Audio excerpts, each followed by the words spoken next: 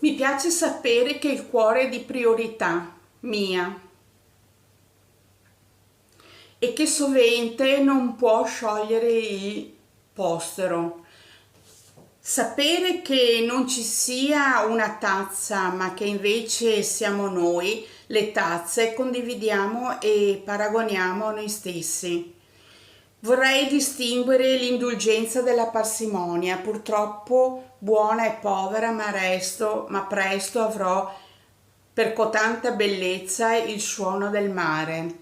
Infrastrutture godono e seminato nell'odierno vuoi appartenere a me, essere mio come il mare, come la terra, come il tramonto, sviluppare l'astuzia ed essere volpe, io orso, amo il miele, l'ape non dona, vuole per sé.